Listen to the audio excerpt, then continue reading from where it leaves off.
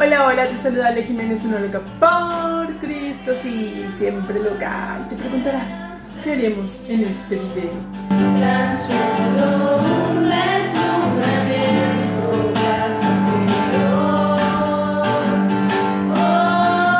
para no gastar mis palabras. Es un gusto saludarles. En esta oportunidad quiero compartir con ustedes la reflexión de la oración de Jesús en Getsemaní, basándonos en el Evangelio según San Mateo, capítulo 26, versículos del 36 al 46.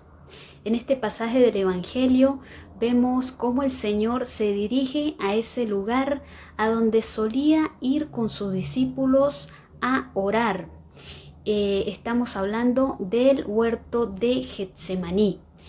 Y en este lugar el Señor va junto con sus discípulos, pero vemos que el Señor se aparta un poco más, elige a 3 de ellos que son como sus más allegados, sus más queridos, quizá aquellos en los que tenía más confianza, Pedro, Santiago y Juan, y hace ese pequeño grupo y se adelantan o se adentran un poco más en ese monte y en ese silencio para orar. El Señor nos está hablando aquí de la importancia de la oración. Tiene un peso fundamental ese querer de Jesús apartarse un poco para encontrarse con Dios Padre en la oración.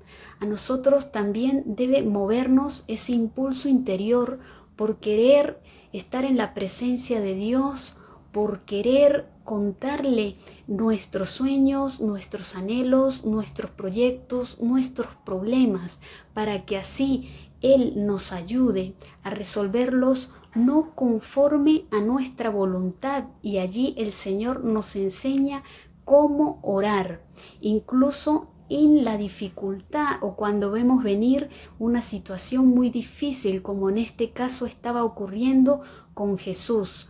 Padre, si es posible, aparta de mí este cáliz, pero que no se haga mi voluntad sino la tuya. Así es como el Señor nos enseña a orar, incluso en situaciones de grandes dificultades o de grandes sufrimientos, pedir siempre que se haga la voluntad de Dios. En otro aspecto que me he fijado también en este pasaje del Evangelio, es que el Señor se aparta un poco, en primer lugar, como les decía, con Pedro, Santiago y Juan, pero incluso cuando Él quiere entrar en oración es personal. Esa comunicación con Dios es absolutamente personal, única, especial para cada persona. Por eso el Señor se aleja un poco más, se adentra un poco más en ese monte, en ese silencio, y allí es cuando comienza a orar a Dios Padre que está en el cielo. También nos debe llamar a nosotros a ese recogimiento interior, a ese silencio interior, y a saber también que la comunicación con Dios y el amor de Dios es personal, es único, es individual, porque Dios nos conoce plena y absolutamente a cada uno de nosotros y nos trata de manera especial y única a cada uno de nosotros. Por otro lado, vemos que sus discípulos no logran acompañar al Maestro en esta agonía del huerto de Getsemaní. Quizá a nosotros también nos sucede muchas veces cuando pasamos por momentos grandes de dificultad, que aquellas personas, familiares, amigos, allegados que quisiéramos que estuvieran con nosotros parecen quedarse dormidos, parecen cansarse, parecen no entender el sufrimiento de uno.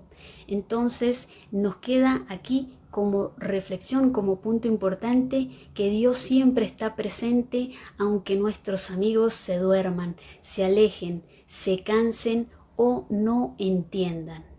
Bueno, amigos, espero que esta reflexión sea de provecho para todos nosotros. Les deseo un día muy bendecido.